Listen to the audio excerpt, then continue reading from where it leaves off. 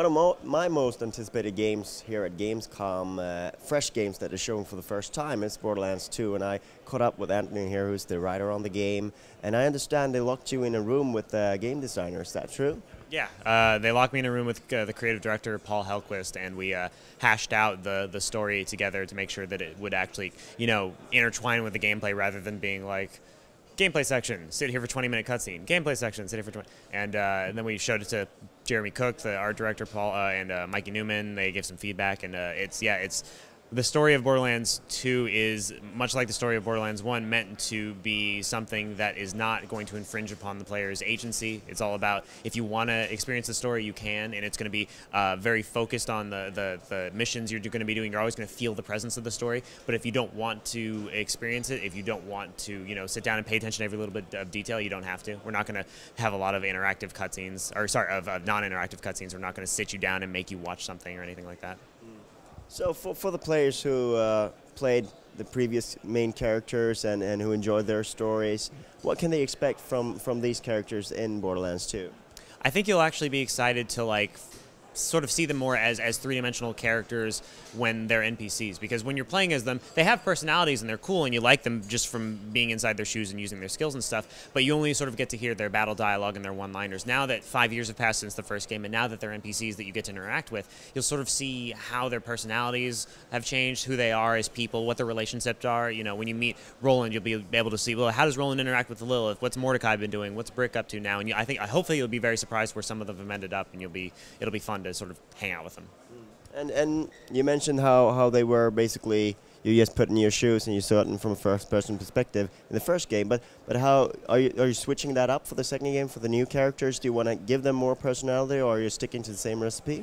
Our philosophy with the characters that you play as is that you should be able to sort of create your own story for these guys. You should be able to sort of take some of the little hints we've maybe given you in art or in their one-liners that they spat out when you're playing the game. But we never want the sensation of I get to a really big story moment and I'm like, oh wow, that's really cool. And then Salvador's like, that's stupid, that sucks. Having that jarring sort of disconnect between you and your character. So we try to keep them quiet during the big story moments, but have them shouting fun things during combat just to keep things lively. You mentioned one of the new characters there. I'm not sure if you're talking about all of them yet, but could you tell us about the ones that you have revealed so far? Sure. We showed you Maya the Siren in our demo, and we're not talking about what her powers are, but she has a different power from the phase walk ability that Lilith had in the first game. Every Siren has a different power, and we'll be showing you Maya's soon enough. Salvador, the Gunzerker, is the one you're playing as in the demo, and he is all about dual-wielding guns. He can dual-wield any two guns in the game, and that's his action skills, just to pull out two and then completely go to town.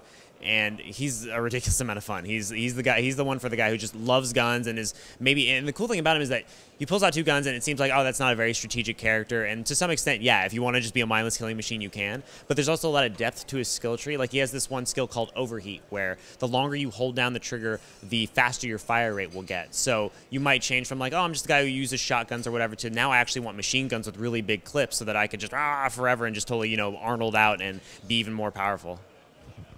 You made a big deal out of basically changing every system in the game.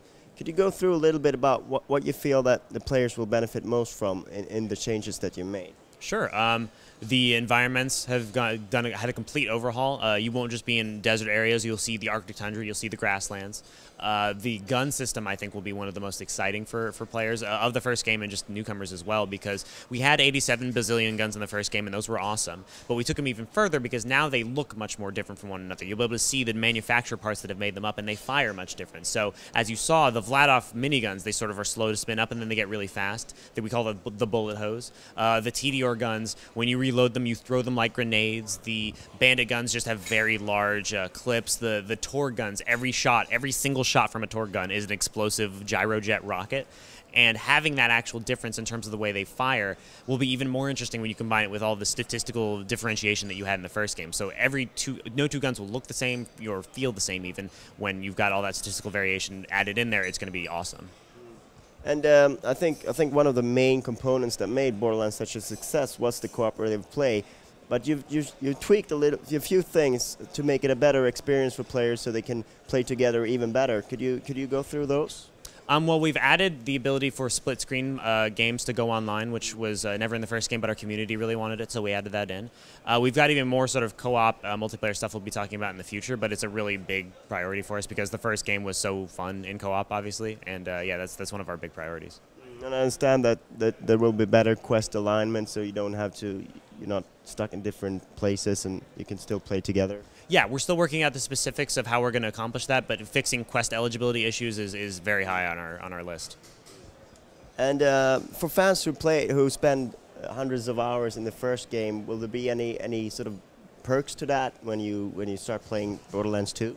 Yeah, we're still figuring out what those will be. It's something we're really interested in, and if we can do it, we will. We're just trying to figure out exactly what that is and making sure that it's something that's really rewarding, but not game-breaking or anything like that.